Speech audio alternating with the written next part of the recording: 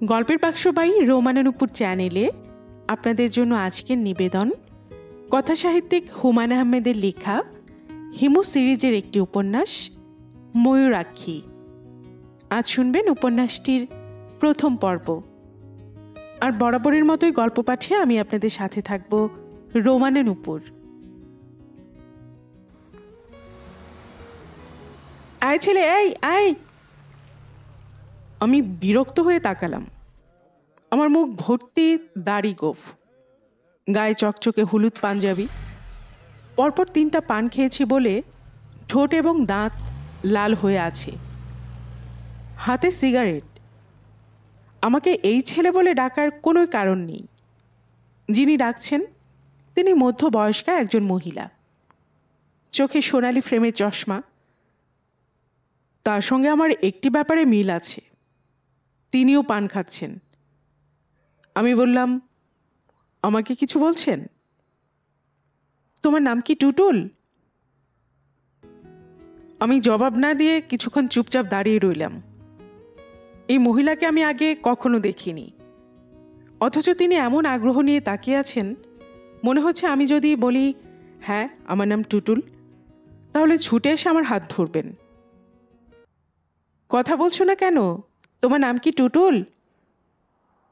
আমি একটু হাসলাম এই আশায় যেন তিনি ধরতে পারেন আমি টুটুল না। হাসিতে খুব সহজেই মানুষকে চেনা যায়। সব মানুষ একই ভঙ্গিতে কাঁদে, কিন্তু হাসার সময় এক একজন এক এক রকম করে হাসে। আমার হাসি নিশ্চয়ই টুটুলের হাসির মতো না। আশ্চর্যের ব্যাপার, এই ভদ্রমহিলা আমার হাসিতে আরও প্রতারিত হলেন। চোখ মুখ উজ্জ্বল করে বললেন, হোমা, টুটুলি তো।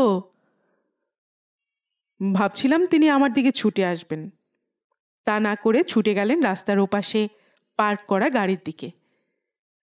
আমি শুনলাম তিনি বলছেন, তোকে বলিনি ও টুটুল? তুই তো বিশ্বাস করলি না। ওর হাঁটা দেখে আমি ধরে ফেলেছি, কেমন দুলে দুলে হাঁটছে। ড্রাইভার গাড়ি ঘুরিয়ে রাস্তার ওপাশে নিয়ে এলো। ড্রাইভারের পাশের সিটটা খালি। ভদ্রমহিলা আমার দিকে তাকিয়ে বললেন, টুটুল উঠে আয়। আমি উঠে পড়লাম। বাইরে চৈত্র মাসের ঝাঁঝা রোদ। আমাকে যেতে হবে ফার্মগেট। বাসে উঠলে মানুষের গায়ের গন্ধে আমার বমি আসে, কাজে যেতে হবে হেঁটে হেঁটে। খানিকটা লিফট পাওয়া গেলে মন্দ কি, আমি তো জোর করে গাড়িতে চেপে বসিনি। তাছাড়া আমার চিন্তার সুতা কেটে গেল। ভদ্রমহিলার পাশে বসে থাকা মেয়েটি বলল, মা, এ টুটুল ভাই নয়। আমি ঘাড় ঘুরিয়ে মেয়েটির দিকে তাকিয়ে ঠিক আগের ভঙ্গিতে হাসলাম, যে হাসি দিয়ে মেয়ের মাকে প্রতারিত করেছিলাম, সেই হাসিতে মেয়েটিকে প্রতারিত করার চেষ্টা। মেয়ে প্রতারিত হলো না। এই যুগের মেয়েদের প্রতারিত করা খুবই কঠিন। মেয়েটি দ্বিতীয়বার আগের চেয়েও কঠিন গলায় বলল, মা, তুমি কাকে তুলেছ? এ টুটুল ভাই নয়, হতেই পারে না, এ অন্য কেউ। ড্রাইভার বারবার সন্দেহজনক চোখে আমার দিকে তাকাচ্ছে। আমি অত্যন্ত ঠান্ডা গলায় বললাম, সামনে চোখ রেখে গাড়ি চালাও, অ্যাক্সিডেন্ট হবে। ড্রাইভার আমার গলা এবং কথা শুনে হতভম্ব হয়ে গেল। সম্ভবত তাকে কেউ তুমি করে বলে না। আমার মতো সাজ পোশাকের মানুষ অবলীলায় তাকে তুমি বলছে, এটা তার পক্ষে হজম করা কঠিন। মেয়ের মা বললেন, আচ্ছা তুমি টুটুল না? না। মেয়েটি কঠিন গলায় বলল, তাহলে টুটুল সেজে গাড়িতে উঠে বসলেন যে? টুটুল সেজে গাড়িতে উঠতে যাব কেন? আপনার মা উঠতে বললেন, উঠলাম। মেয়েটি তীব্র গলায় বলল, ড্রাইভার সাহেব, গাড়ি থামান তো, এনাকে নামিয়ে দিন। যা ভেবেছিলাম তাই। এ ড্রাইভারকে সবাই আপনি করে বলে। ড্রাইভার মনে মনে হয়তো এরকম হুকুমের জন্য অপেক্ষা করছিল। সে প্রায় সঙ্গে সঙ্গে গাড়ি থামিয়ে ফেলল। বড় সাহেবদের মতো ভঙ্গিতে বলল, নামেন। গাড়ি থেকে জোর করে নামিয়ে দেবে, এটা সহ্য করা বেশ কঠিন। তবে এ জাতীয় অপমান সহ্য করা আমার অভ্যেস আছে। আমাকে এবং মজিদকে একবার এক বিয়ে বাড়ি থেকে বের করে দিয়েছিল। কনের এক আত্মীয় চিবিয়ে চিবিয়ে বলেছিল, জানেন আমরা আপনাকে পুলিশে হ্যান্ডওভার করতে পারি। ভদ্রবেশী জোচ্চোরকে কিভাবে ঠান্ডা করতে হয় আমি জানি। সে অপমানের তুলনায় গাড়ি থেকে বের করে দেয়া তো কিছুই না। ড্রাইভার রুক্ষ গলায় বলল, ব্রাদার নামুন। সূর্যের চেয়ে বালি গরম একেই বলে। আমি ড্রাইভারকে সম্পূর্ণ অগ্রাহ্য করে মেয়েটির দিকে তাকিয়ে বললাম, আমি ফার্ম গেটে যাব, ওইখানে কোনো এক জায়গায় নামিয়ে দিলে হবে। আমরা ফার্ম গেটের দিকে যাচ্ছি না। কোন দিকে যাবেন? তা দিয়ে আপনার কি দরকার? নামুন বলছি। না নামলে কি করবেন? আমি এবার ভদ্রমহিলার দিকে তাকিয়ে হাসলাম। আমার মনে ক্ষীণ আশা ভদ্রমহিলা বলবেন, এই ছেলে যেখানে যেতে চায় সেখানে নামিয়ে দিলে হয়, এত কথার দরকার কি? ভদ্রমহিলা তা করলেন না। তিনি অত্যন্ত অপ্রস্তুত বোধ করছেন। অপরাধী ভঙ্গিতে মেয়ের দিকে তাকাচ্ছেন। সম্ভবত তিনি মেয়েকে ভয় পান। আজকাল অধিকাংশ মায়েরাই মেয়েদের ভয় পায়। ড্রাইভার বলল, নামতে বলছে নামেন না? আমি হুঙ্কার দিয়ে উঠলাম, চুপ ব্যাটা ফাজিল, এক চড় দিয়ে চোয়াল ভেঙে দেব। আমাকে চিনিস? চিনিস তুই আমাকে? ড্রাইভারের মুখ চোখ শুকিয়ে গেল। বড়লোকের ড্রাইভার এবং দারোয়ান এরা খুব ভীতু প্রকৃতির হয়। সামান্য ধমকা ধমকিতে এদের পিলে চমকে যায়। আমার কাঁধে একটা শান্তিনিকেতনী ব্যাগ।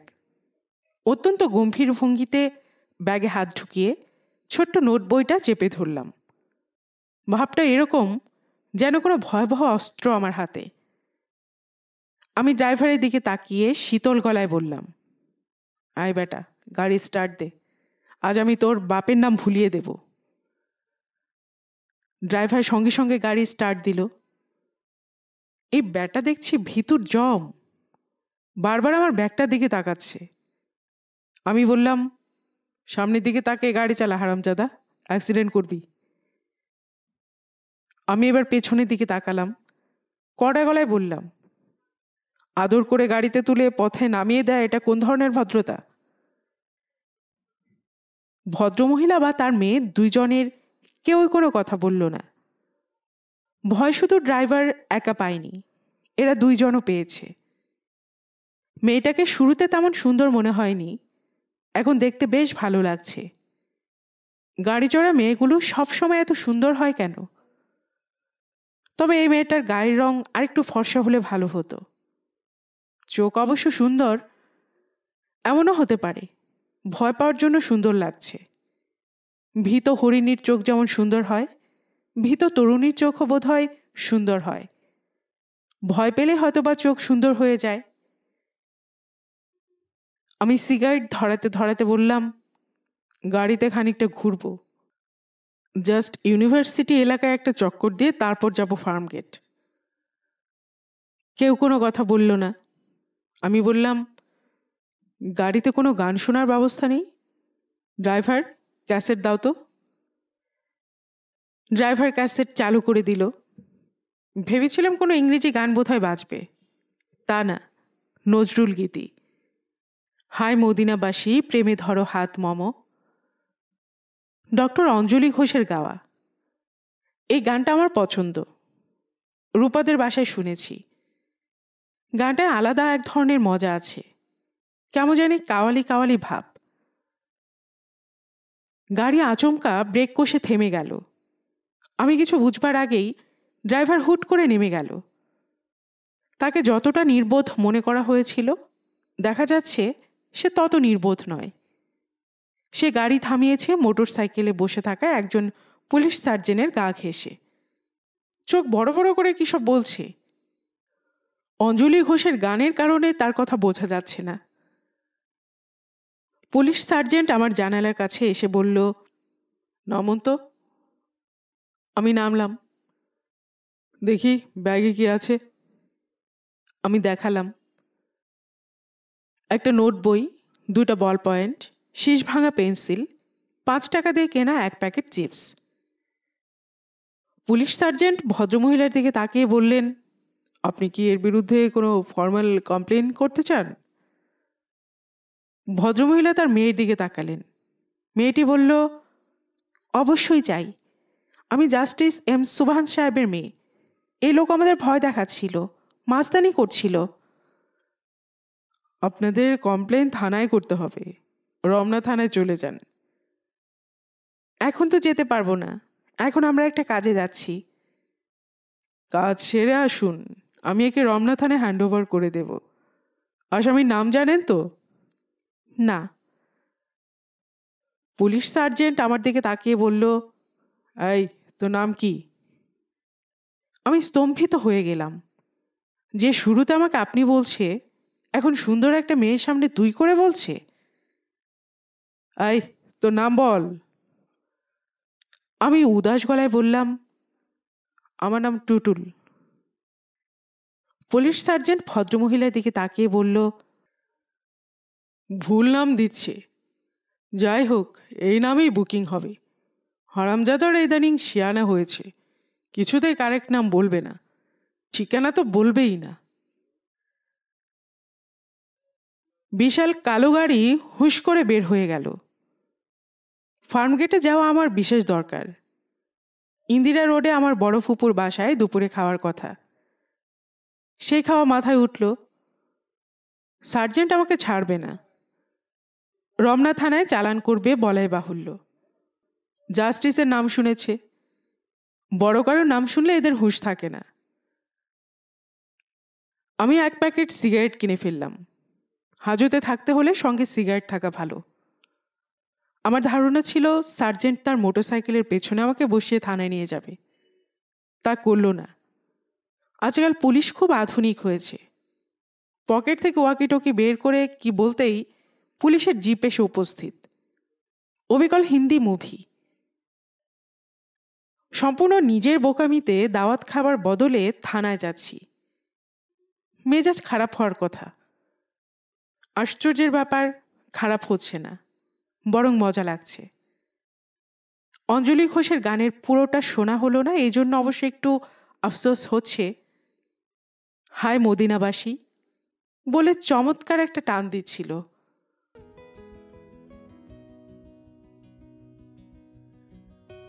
থানার ওসি সাহেবের চেহারা বেশ ভালো, মেজাজও বেশ ভালো। Chain smoker. ক্রমাগত বেনসন অ্যান্ড হেজেস ট্রেনে যাচ্ছে। বাজারে এখন 70 টাকা করে প্যাকেট যাচ্ছে।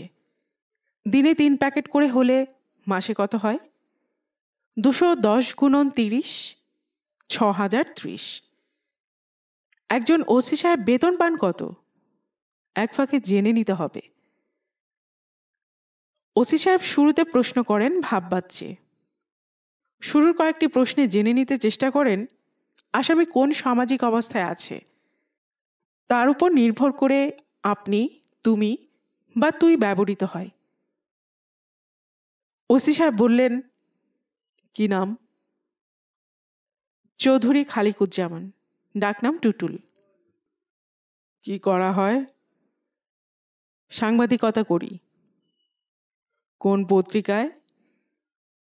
বিশেষ কোনো পত্রিকার সঙ্গে জড়িত নই, ফ্রিল্যান্স সাংবাদিকতা। যেখানে সুযোগ পাই ঢুকে পড়ি। টুটুল চৌধুরী এই নামে লেখা ছাপা হয়, হয়তো আপনার চোখে পড়েছে। পুলিশের উপর একটা ফিচার করেছিলাম। কি ফিচার? ফিচারের শিরোনাম হচ্ছে একজন পুলিশ সার্জেন্টের দিনরাত্রি। সকাল থেকে সন্ধ্যা পর্যন্ত তাকে কি করতে হয় তাই ছিল বিষয়।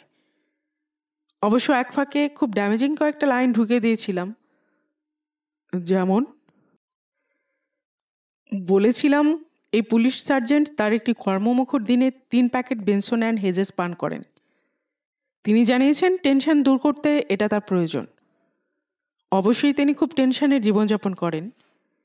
এই বাজারে তিনি 3 প্যাকেট করে বেনসন খেলে মাসে 2300 টাকা প্রয়োজন। আমাদের জিজ্ঞাসা তার বেতন কত। ওসি সাহেব ভুরু কুঁচকে আমার দিকে তাকালেন। আমি হাসি মুখে বললাম, তবে শেষের লাইন 3টা ছাপা হয়নি। এডিটর সাহেব কেটে দিয়েছেন। পুলিশের বিরুদ্ধে কেউ কিছু ছাপাতে চায় না। ওসি সাহেব শুকনো গলায় বললেন, আপনার বিরুদ্ধে অভিযোগ কি? আমি স্বস্তির নিঃশ্বাস ফেললাম। যাক, আপনি করে বলছে। সামাজিক স্বীকৃতি পাওয়া গেল। এখন চাইলে 1 কাপ চাও চলে আসতে পারে। পুলিশরা উঁচু দরের আসামিদের ভালো খাতির করে, চা সিগারেট খাওয়ায়। আপনি প্রশ্নের জবাব দিচ্ছেন না। আপনার বিরুদ্ধে অভিযোগ কি? অভিযোগ যে কি তা আমি নিজেই জানি না। ওরা অভিযোগ করলে তারপর জানা যাবে। নারী অপহরণের অভিযোগ হতে পারে। নারী অপহরণ? জি। জাস্টিস সাহেবের স্ত্রী এবং কন্যাকে নিয়ে ওদের গাড়িতেই পালাতে চেষ্টা করছিলাম। মাছের তেলে মাছ ভাজা বলতে পারেন। ওসি সাহেব থমথমে গলায় বললেন, আপনি কি আমার সঙ্গে রসিকতা করার চেষ্টা করছেন? দয়া করে করবেন না। আমি আপনার চেয়েও বেশি রসিক, কাজে অসুবিধা হবে। জি আচ্ছা, রসিকতা করব না। আপনি কোনার দিকের ওই বেঞ্চিতে বসে থাকুন। হাজতে পাঠাচ্ছেন না? ফাইনাল অভিযোগ আসুক, তারপর পাঠাবো। হাজত তো পালিয়ে যাচ্ছে না। 1 কাপ চা কি পেতে পারি? ওসি সাহেব গম্ভীর মুখে আমার ব্যাগের জিনিসপত্র দেখতে লাগলেন। নোটবইয়ের পাতা উল্টাচ্ছেন। আমি বললাম, ওটা আমার কবিতার খাতা, মাঝে মধ্যে কবিতা লিখি। তার মুখের কাঠিন্য তাতে একটুও কমল না। কবি শুনে মেয়েরা খানিকটা দ্রবীভূত হয়, পুলিশ কখনো হয় না। পুলিশের সঙ্গে কবিতা নিশ্চয়ই বড় ধরনের কোনো বিরোধ আছে। চুপচাপ বসে থাকা অনেকের জন্যই খুব কষ্টকর। আমার জন্য ডাল ভাত। শুধু হেলান দেবার একটু জায়গা পেলে আরাম করে শরীরটা ছেড়ে দিয়ে ঘন্টার পর ঘন্টা বসে থাকতে পারি। বেঞ্চিতে হেলান দেওয়ার ব্যবস্থা থাকে না বলে একটু অসুবিধে হচ্ছে, তবে সেই অসুবিধাও অসহনীয় নয়। এরকম পরিস্থিতিতে আমি আমার নদীটা বের করে ফেলি, তখন অসুবিধা হয় না। নদী বের করার ব্যাপারটা সম্ভবত আপনাদের কাছে পরিষ্কার হয়নি, একটু ব্যাখ্যা করলেই পরিষ্কার হবে। ছোটবেলার কথা, ক্লাস 6-এ পড়ি। জিওগ্রাফি পড়ান মফিজ স্যার। তিনি ক্লাসে ঢুকলে চেয়ার টেবিলগুলো পর্যন্ত ভয়ে কাঁপে। স্যার মানুষটা ছোটখাটো, কিন্তু হাতের থাবাটা বিশাল। আমাদের ধারণা, ছাত্রদের গালে চড় বসাবার জন্য আল্লাহ তাআলা স্পেশালভাবে স্যারের এই হাত তৈরি করে দিয়েছেন। স্যারের চরেরও নানান নাম ছিল, রামচর, শ্যামচর, যদুচর, মধুচর। এর মধ্যে সবচেয়ে কঠিন চর হচ্ছে রামচর, সবচেয়ে নরমটা হচ্ছে মধুচর। স্যার সেদিন পড়াচ্ছেন বাংলাদেশের নদ নদী। ক্লাসে ঢুকেই আমার দিকে আঙুল বাড়িয়ে বললেন, আই, একটা নদীর নাম বলতো, চট করে বল। মফিজ স্যার কোনো প্রশ্ন করলে কিছুক্ষণের জন্য আমার মাথাটা পুরোপুরি ফাঁকা হয়ে যায়, কান ভোঁ ভোঁ করতে থাকে। মনে হয় মাথার খুলির ভেতর জমে থাকা কিছু বাতাস কানের পর্দা ফাটিয়ে বের হয়ে যাচ্ছে। কি ব্যাপার, চুপ করে আছিস কেন? নাম বল। আমি ক্ষীণস্বরে বললাম, আরিয়েল খা। স্যার এগিয়ে এসে প্রচণ্ড চর বসিয়ে দিলেন, খুব সম্ভব রামচর। হুঙ্কার দিয়ে বললেন, এত সুন্দর সুন্দর নাম থাকতে তোর মনে এলো আরিয়াল খা? সবসময় ফাজলামি, কানে ধরে দাঁড়িয়ে থাক। আমি কানে ধরে সারাটা ক্লাস দাঁড়িয়ে রইলাম। ঘন্টা পড়ার মিনিট 5 আগে পড়ানো শেষ করে স্যার চেয়ারে গিয়ে বসলেন। আমার দিকে তাকিয়ে বললেন, কাছে আয়। আরেকটি চর খাবার জন্য আমি ভয়ে ভয়ে স্যারের কাছে এগিয়ে গেলাম। তিনি বিষণ্ণ গলায় বললেন, এখনো কানে ধরে আছিস কেন? হাত নামা। আমি হাত নামালাম। স্যার ক্ষমা চাওয়ার ভঙ্গিতে বললেন, তোকে শাস্তি দেওয়াটা অন্যায় হয়েছে, খুবই অন্যায়। তোকে নদীর নাম বলতে বলেছি, তুই বলেছিস। আয়, আরও কাছে আয়, তোকে আদর করে দিই। স্যার এমন ভঙ্গিতে মাথায় এবং পিঠে হাত বুলোতে লাগলেন যে আমার চোখে পানি এসে গেল। স্যার বিব্রত গলায় বললেন, আমি তোর কাছ থেকে সুন্দর একটা নদীর নাম শুনতে চেয়েছিলাম, আর তুই বললে আড়িয়াল খা। আমার মেজাজটা গেল খারাপ হয়ে। আচ্ছা, এখন সুন্দর একটা নদীর নাম বল। আমি শার্টের হাতায় চোখ মুছতে মুছতে বললাম, ময়ূরাক্ষী। ময়ূরাক্ষী? এই নাম তো শুনিনি। কোথাকার নদী? জানি না স্যার। এই নামে আসলেই কি কোনো নদী আছে? তাও জানি না স্যার। স্যার হালকা গলায় বললেন, আচ্ছা থাক, না থাকলে নেই। এটা হচ্ছে তোর নদী। যা, জায়গায় গিয়ে বস। এমনিতেই তোকে শাস্তি দিয়ে আমার মনটা খারাপ হয়েছে। তুই তো দেখি কেঁদে কেঁদে আমার মন খারাপটা বাড়াচ্ছিস। আর কাঁদিস না। এই ঘটনার প্রায় বছর 3 পর ক্যান্সারের দীর্ঘদিন রোগ ভোগের পর মফিজ স্যার মারা যান। মৃত্যুর কয়েকদিন আগে স্যারকে দেখতে গিয়েছি। নোংরা একটা ঘরের নোংরা বিছানায় স্যার শুয়ে আছেন। মানুষ না, যেন কফিন থেকে বের করা মিশরের মমি। স্যার আমাকে দেখে খুব খুশি হলেন। উঁচু গলায় তার স্ত্রীকে ডাকলেন, ওগো, এই ছেলেটাকে দেখে যাও। এই ছেলের একটা নদী আছে, নদীর নাম ময়ূরাক্ষী। স্যারের স্ত্রী আমার প্রতি কোনো রকম আগ্রহ দেখালেন না, মুখ ঘুরিয়ে চলে গেলেন। স্যার সেই অনাদর পুষিয়ে দিলেন। দুর্বল হাতে টেনে তার পাশে বসালেন, বললেন, তোর নদীটা কেমন বলতো? আমি নিচু গলায় বললাম, আমি স্যার কিছু জানি না, দেখিনি কখনো। তবু বল শুনি, বানিয়ে বানিয়ে বল।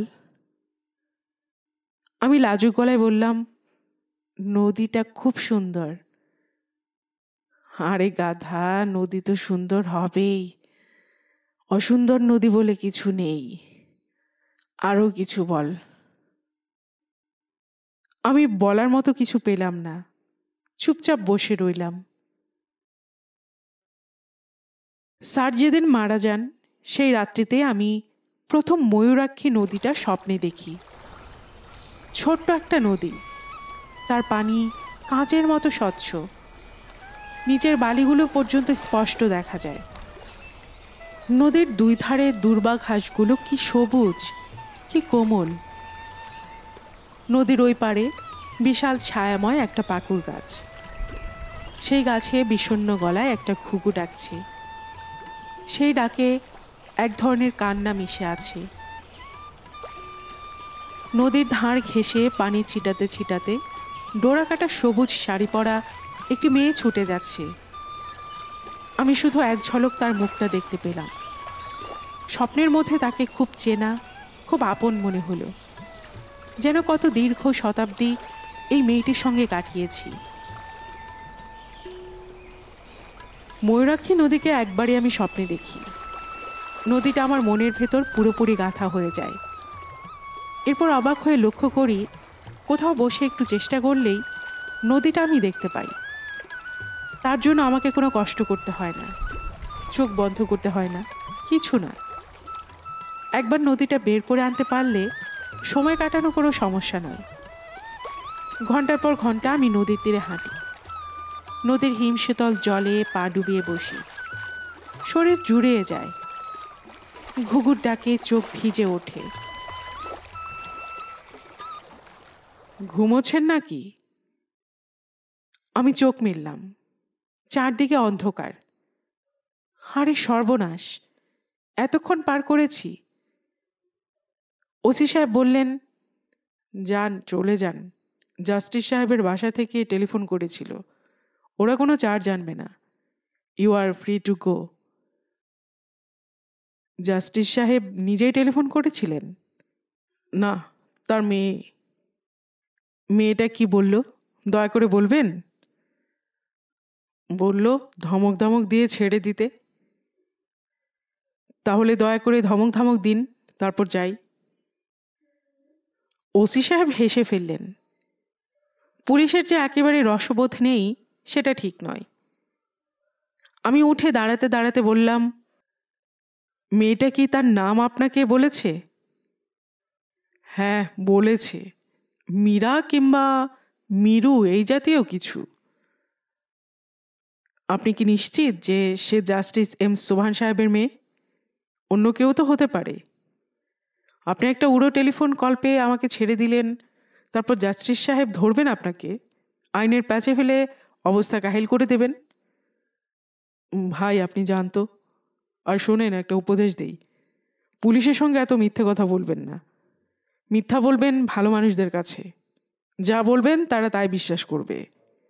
পুলিশ কোনো কিছু বিশ্বাস করে না, খোঁজ খবর করে। আপনি আমার সম্পর্কে খোঁজ খবর করেছেন? হ্যাঁ, সংবাদপত্রের অফিসগুলোতে খোঁজ নিয়েছি। জেনেছি টুটুল চৌধুরী নামের কোনো ফ্রিল্যান্স সাংবাদিক নেই। আপনি কি আমার মুচলেকা ফুচলেকা এসব কিছু নেবেন না? না, এখন দয়া করে বিদায় হন। আপনার গাড়ি করে আমাকে নিয়ে এসেছিলেন, আমি কি আশা করতে পারি না আবার গাড়ি করে নামিয়ে দিয়ে আসবেন? কোথায় যাবেন? Farm gate. চলুন, নামিয়ে দেব। আমি হাসি মুখে বললাম, আপনার এই ভদ্রতার কারণে কোনো একদিন হয়তো আমি আপনাকে ময়ূরাক্ষীর তীরে নিমন্ত্রণ করব। ওসি সাহেব বিস্মিত হয়ে বললেন, আপনি কি বললেন বুঝতে পারলাম না। ওটা বাদ দিন, সব কিছু বুঝে ফেললে তো মুশকিল। ভালো কথা। আপনি ডেইলি ক প্যাকেট সিগারেট খান তা কি জানতে পারি? ওসি সাহেব বললেন, আপনি লোকটা তো ভালো তেদর আছেন, 2 থেকে 2.5 প্যাকেট লাগে।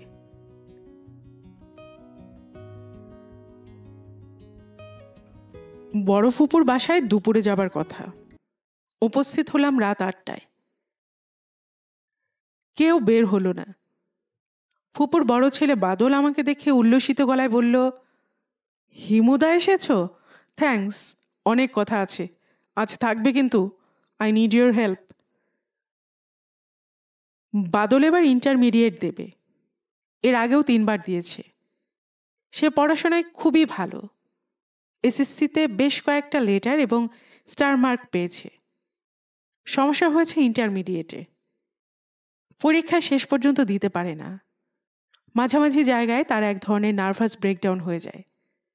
তার কাছে মনে হয় পরীক্ষার হল হঠাৎ ছোট হতে শুরু করে, ঘরটা ছোট হয়, পরীক্ষার্থীরাও ছোট হয়, চেয়ার টেবিল সব ছোট হতে থাকে। তখন সে ভয়ে চিৎকার দিয়ে ঘর থেকে বের হয়ে আসে। বাইরে আসা মাত্রই দেখে সব স্বাভাবিক। তখন সে আর পরীক্ষার হলে ঢোকে না, চোখ মুছতে মুছতে বাড়ি চলে আসে। দ্বিতীয়বার পরীক্ষা দেবার সময় অনেক ডাক্তার দেখানো হলো, ওষুধপত্র খাওয়ানো হলো, সেবারও একই অবস্থা। এখন আবার পরীক্ষা দেবে। এবারে ডাক্তারের সঙ্গে যুক্ত হয়েছে পীর ফকির। বাদলের গলায়, হাতে, কোমরে নানান মাপের তাবিজ ঝুলছে।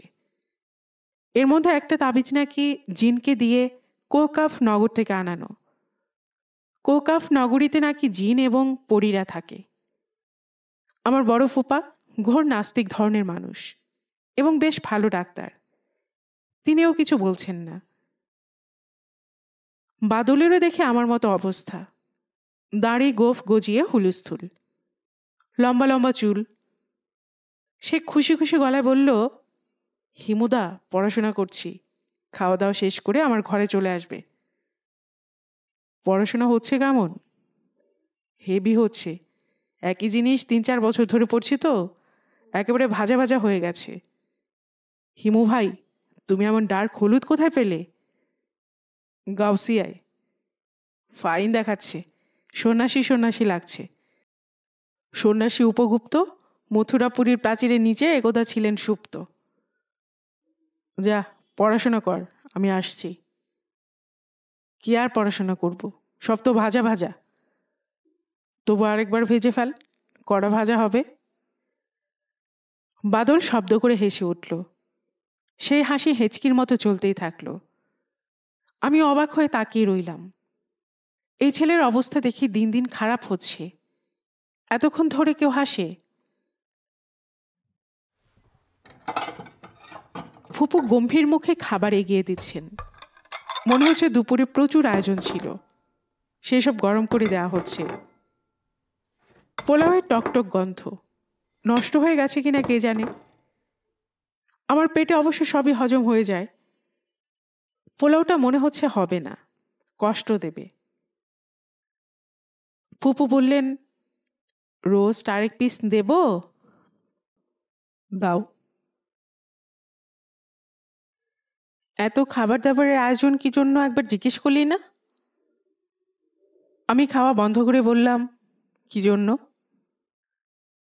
আত্মীয় স্বজন যখন কোনো উপলক্ষে খেতে ডাকে তখন জিজ্ঞেস করতে হয় উপলক্ষটা কি। যখন আসতে বলে তখন আসতে হয়। একটা ঝামেলায় আটকা পড়েছিলাম। উপলক্ষটা কি? রিনকির বিয়ের কথা পাকা হলো। বাহ, ভালো তো। ফুপু গম্ভীর হয়ে গেলেন। আমি খেয়ে যাচ্ছি। টকগন্ধ পোলাও এত খাওয়া ঠিক হচ্ছে না সেটাও বুঝতে পারছি, তবু নিজেকে সামলাতে পারছি না। যা হবার হবে। ফুপু শীতল গলায় বললেন, একবার তো জিজ্ঞেস করলি না কার সঙ্গে বিয়ে, কি সমাচার? তোমরা নিশ্চয়ই দেখে শুনে ভালো বিয়ে দিচ্ছ। তুই একবার জিজ্ঞেস করবি না? তোর কোনো কৌতূহলও নেই? আরে কি বলো, কৌতূহল থাকবে না? আসলে এত ক্ষুধার্ত যে কোনো দিকে মন দিতে পারছি না। দুপুরে খাওয়া হয়নি। ছেলে করে কি? Marine engineer. বলো কি, তাহলে তো মালদার পার্টি।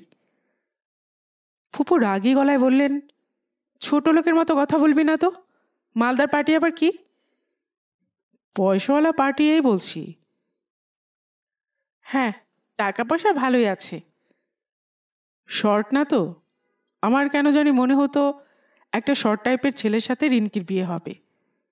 ছেলের হাইট কত? ফুপুর মুখটা কালো হয়ে গেল। তিনি নিচু গলায় বললেন, হাইট একটু কম। উঁচু জুতা পরলে বোঝা যায় না। বোঝা না গেলে তো কোনো সমস্যাই নেই। তাছাড়া বেটে লোক খুব ইন্টেলিজেন্ট হয়। যত লম্বা হয় বুদ্ধি তত কমতে থাকে। আমি এখন পর্যন্ত কোনো বুদ্ধিমান লম্বা মানুষ দেখিনি, সত্যি বলছি। ফুপুর মুখ আরো অন্ধকার হয়ে গেল। তখন মনে পড়ল, কি সর্বনাশ! ফুপা নিজেই বিরাট লম্বা, প্রায় 6 ফুট। আজ দেখে একের পর এক ঝামেলা বাঁধিয়ে যাচ্ছি। তুই যাবার আগে তোর ফুপার সঙ্গে কথা বলে যাবি। তোর সঙ্গে নাকি কি জরুরি কথা আছে। No problem. আর রিনকির সঙ্গে কথা বলার সময় জামাই লম্বা কি বেটে এ জাতীয় কোনো কথাই বলবি না। বেটে লোকেরা যে জ্ঞানী হয় এ কথাটা ঠিক কায়দা করে বলবো? তোর কিছুই বলার দরকার নেই। ঠিক আছে, ঠান্ডা পেপসি টেপসি থাকলে দাও। তোমরা তো কেউ পান খাও না, কাউকে দিয়ে 3টা পান আনাও তো। রিনকির সঙ্গে দেখা করতে গেলাম। মেয়ে 9-10-এ পড়ার সময় রোগা ভোগা ছিল, এখন দিন দিন মোটা হচ্ছে। আজ অবশ্য সেরকম মোটা লাগছে না, ভালোই লাগছে। মনে হচ্ছে এর চেয়ে কম মোটা হলে তাকে মানাতো না। কি রে, ক্লাস 1 একটা বর জোগাড় করে ফেললি? কংগ্রেচুলেশনস। রিনকে অসম্ভব খুশি হলো। অবশ্য প্রায় সঙ্গে সঙ্গে ঠোঁট উল্টে বলল, ক্লাস 1 বর না ছাই, ক্লাস 3 হবে বড় জোর। মেয়েদের আমি কখনো খুশি হলে সেই খুশি প্রকাশ করতে দেখিনি। একবার একটা মেয়ের সঙ্গে কথা হয়েছিল। সে ইন্টারমিডিয়েটে ছেলে মেয়ে সবার মধ্যে ফার্স্ট হয়েছে। আমি বললাম, কি খুশি তো? সে ঠোঁট উল্টে বলল, হুম, বাংলা সেকেন্ড পেপারে যা 4 নাম্বার পেয়েছি, জানেন মার্কশিট দেখে কেঁদেছি। রিনকিরও দেখে সেই অবস্থা। খুশিতে মুখ ঝলমল করছে, অথচ মুখে বলছে ক্লাস 3। হিমু ভাই, ও কিন্তু দারুণ শর্ট। মনে হয় কলিং বেল হাত দিয়ে নাগাল পাবে না। আমি অত্যন্ত খুশি হবার ভঙ্গি করলাম। খুশি গলায় বললাম, তাহলে তো তুই লাকি। ভাগ্যবতী মেয়েদের বর খাটো হয়, খনার বচনে আছে। যাও। সত্যি খনা বলেছেন, খাটো পেয়ারা ভালো, খাটো স্বামীর মন। তারপর আরো কি কি যেন আছে, মনে নেই। বানিয়ে বানিয়ে কি যে মিথ্যে তুমি বলো। এই ছড়াটা তুমি এক্ষুনি বানালে, তাই না? হুম। কেন বানালে বলো তো? তোকে খুশি করার জন্য। খুশি করার দরকার নেই, আমি এমনিতেই খুশি। সেটা তোর মুখ দেখে বুঝতে পারছি। বর পছন্দ হয়েছে? হুম। তবে খুব বিরক্ত করছে। বিরক্ত করছে মানে? আজই মাত্র কথাবার্তা ফাইনাল হলো, এর মধ্যে 3বার টেলিফোন করেছে। তারপর বলেছে রাত 11টার সময় আবার করবে। লজ্জা লাগে না? তারপর টেলিফোন বাবার ঘরে। বাবা সন্ধে থেকে তার ঘরে বসে আছে। আমি কি বাবার সামনে তার সঙ্গে কথা বলবো? লম্বা তার আছে, তুই টেলিফোন তোর ঘরে নিয়ে আয়। আমি কি করে আনবো? আমার লজ্জা লাগে না? আচ্ছা যা, আমি এনে দিচ্ছি। পরে কিন্তু তুমি এই নিয়ে ঠাট্টা করতে পারবে না। আমি তোমাকে আনতে বলিনি, তুমি নিজ থেকে আনতে চেয়েছো। তা তো বটেই। ওই ভদ্রলোক টেলিফোনে কি বলে? কি আর বলবে, কিছু বলে না। আহা, বল না শুনি। উফ, তুমি বড় যন্ত্রণা করো। আমি কিছু বলতে টলতে পারবো না। রিনকি লজ্জায় লাল নীল হতে থাকলো। মনে হচ্ছে সে এখন তার জীবনের শ্রেষ্ঠ সময়টা কাটাচ্ছে। বড় ভালো লাগছে তার দিকে তাকিয়ে থাকতে। রিনকির সঙ্গে আরো কিছুক্ষণ থাকার ইচ্ছে ছিল, থাকা গেল না। ফুপা ডেকে পাঠালেন।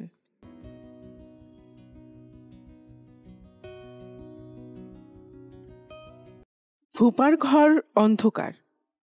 0 পাওয়ারের একটা বাতি জ্বলছে। লক্ষণ সুবিধার না।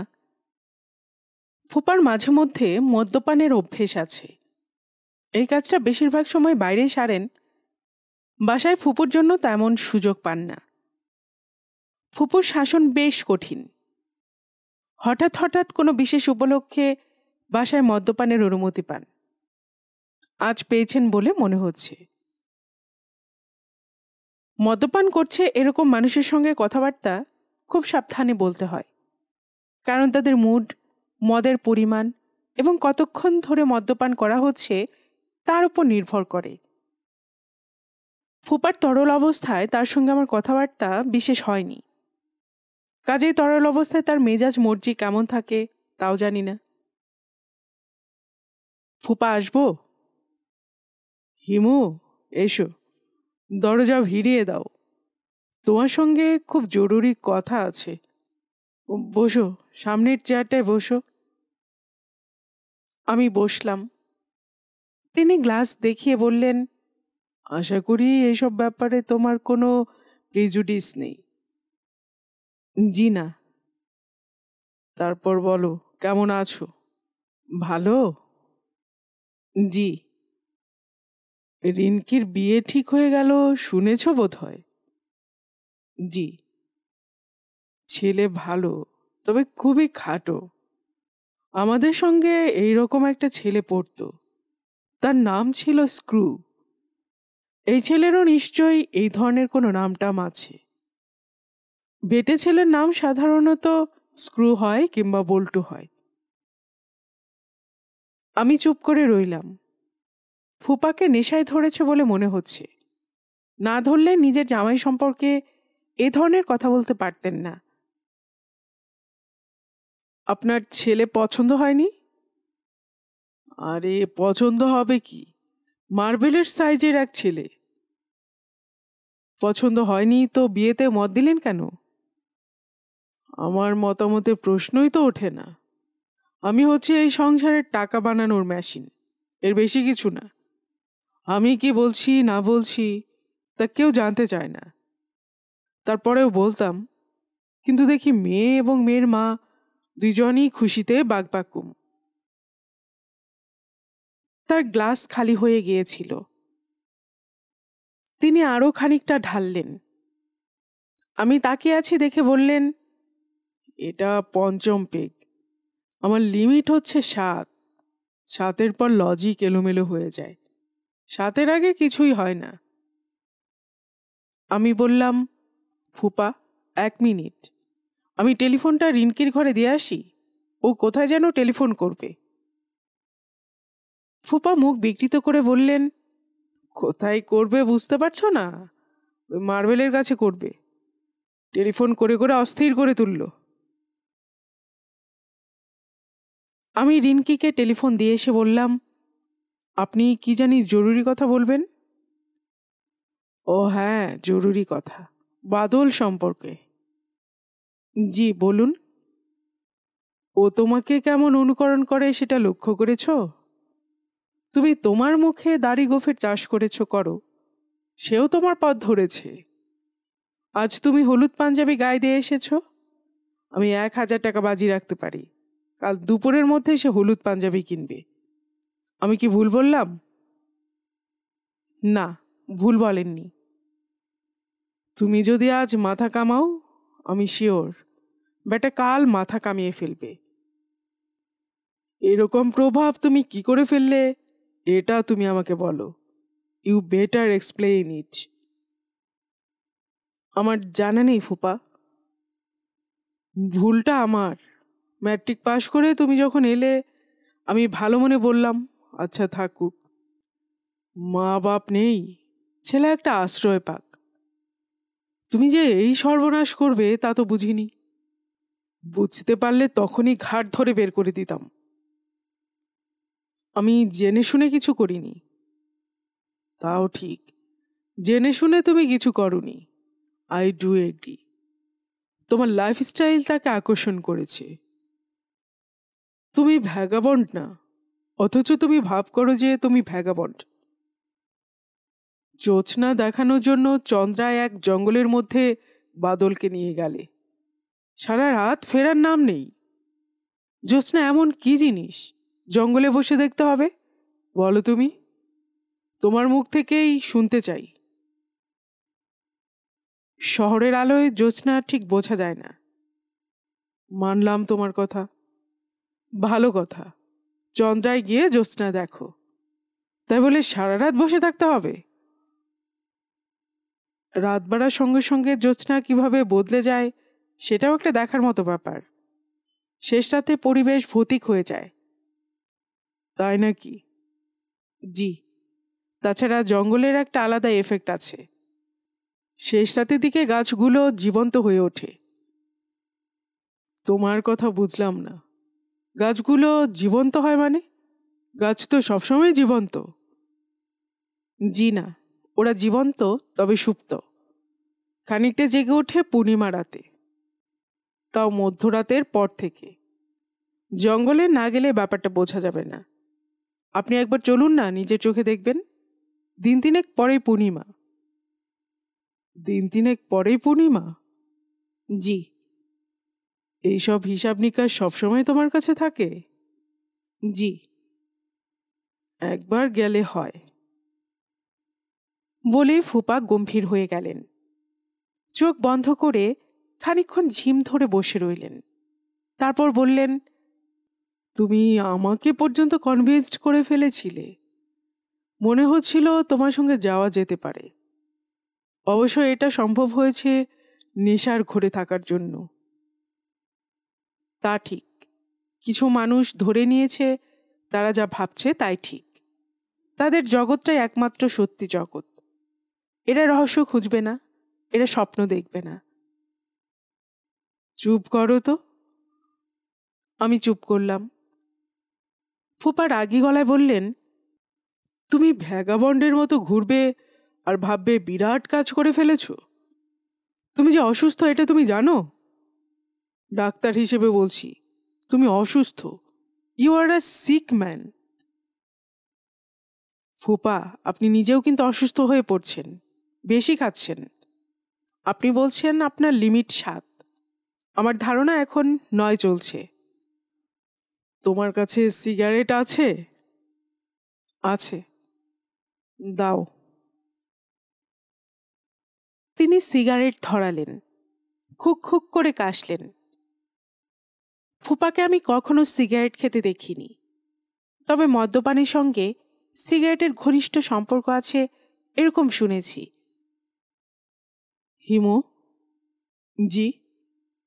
রাস্তায় রাস্তায় ভ্যাগাবন্ডের মতো ঘুরে তুমি যদি আনন্দ পাও, তুমি অবশ্য তা করতে পারো, ইট ইজ ইয়োর লাইফ। কিন্তু আমার ছেলেও তাই করবে তা তো হয় না। ও কি তা করছে নাকি? এখনো শুরু করেনি, তবে করবে। 2 বছর তুমি ওর সঙ্গে ছিলে, একই ঘরে ঘুমিয়েছ।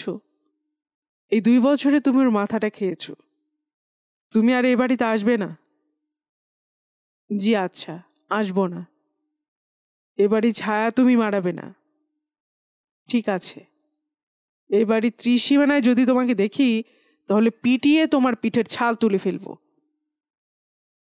আপনার নেশা হয়ে গেছে ফুপা, পিটিয়ে ছাল তোলা যায় না। আপনার লজিক এলোমেলো হয়ে যাচ্ছে। ফুপার সিগারেট নিভে গেছে। সিগারেটে অনভ্যস্ত লোকজন সিগারেটে আগুন বেশিক্ষণ ধরিয়ে রাখতে পারে না। আমি আবার তার সিগারেট ধরিয়ে দিলাম। ফুপা বললেন, তোমাকে আমি একটা প্রপোজাল দিতে চাই, একসেপ্ট করবে কি করবে না ভেবে দেখো। কি proposal?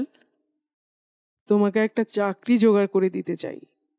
As a matter of fact, আমার হাতে একটা চাকরি আছে। আমারই কিছু না, তবে তোমার চলে যাবে। বেতন কত?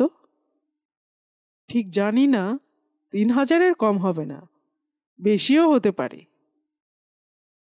তেমন সুবিধার চাকরি বলে তো মনে হচ্ছে না। ভিক্ষা করে জীবনযাপন করার চেয়ে কি ভালো না? না, ভিক্ষা করে বেঁচে থাকার আলাদা আনন্দ আছে। প্রাচীন ভারতের সাধু সন্ন্যাসীদের সবাই ভিক্ষা করতেন। বাউল সম্প্রদায়ের সাধনার একটা বড় অঙ্গ হচ্ছে ভিক্ষাবৃত্তি।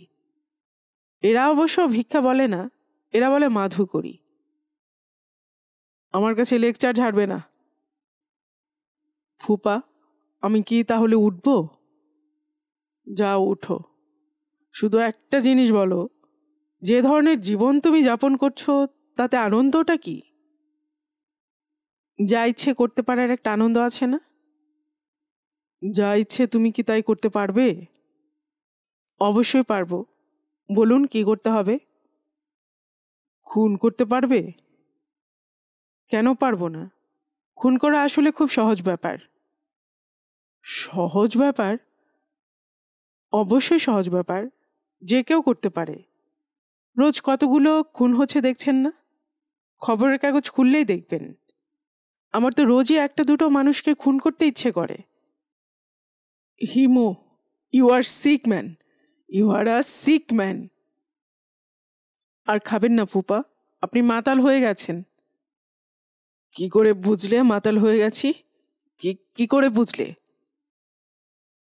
মাতালরা প্রতিটি বাক্য 2 বার করে বলে, আপনিও তাই বলছেন। আপনি বাথরুমে গিয়ে বমির চেষ্টা করুন, বমি করলে ভালো লাগবে।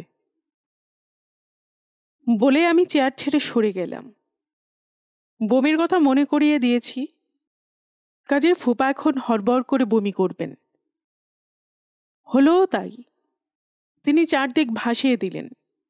ওয়াক ওয়াক শব্দে ফুপু ছুটে এলেন। তিনি তার সাজানো ঘরের অবস্থা দেখে স্তম্ভিত। ফুপাকে দেখে মনে হচ্ছে তার নাড়ি ভুঁড়ি উল্টে আসছে। হঠাৎ হয়তো দেখব বমির সঙ্গে তার পাকস্থলী বের হয়ে আসছে। সে দৃশ্য খুব সুখকর হবে না। আমি বারান্দায় চলে এলাম। রিনকি ছুটে এসেছে, বাদলও এসেছে। ফুপা চিচি করে বলছেন, সুরমা, আমি মরে যাচ্ছি। ও সুরমা, আমি মরে যাচ্ছি। বমি করতে করতে কোনো মাতাল মারা যায় বলে আমার জানা নেই।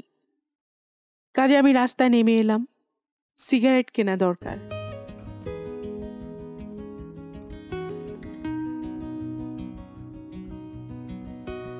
গল্পের বাক্সবাই রোমানের উপর চ্যানেলে এতক্ষণ আপনারা শুনছিলেন কথাসাহিত্যিক হুমায়ুন আহমেদের লেখা হিমু সিরিজের একটি উপন্যাস ময়ূরাক্ষী এর প্রথম পর্ব। এরপরে আসছে দ্বিতীয় পর্ব। আর এতক্ষণ গল্প পাঠে আমি আপনাদের সাথে ছিলাম রোমানের উপর। আপনারা যারা গল্পের বাক্স চ্যানেলের গল্প নতুন শুনছেন, আপনাদের সুবিধার্থে একটি বিনীত অনুরোধ, যদি আপনারা আরও এমন গল্প উপন্যাস শুনতে চান তবে নিচের সাবস্ক্রাইব বাটনে একটি ক্লিক করে রাখুন ও একটি লাইক করে রাখুন। এতে এই চ্যানেলের ভিডিওগুলি খুঁজে পেতে আপনাদের সুবিধা হবে। আর পাশে থাকা বেল বাটনটি চেপে রাখুন, যাতে নতুন কোনো গল্প, উপন্যাস বা পর্ব দেওয়ার সাথে সাথেই আপনাদের কাছে নোটিফিকেশন চলে যায়। সবসময় সবাই খুব ভালো থাকুন, সুস্থ থাকুন, আনন্দে থাকুন, এই প্রার্থনা রইল।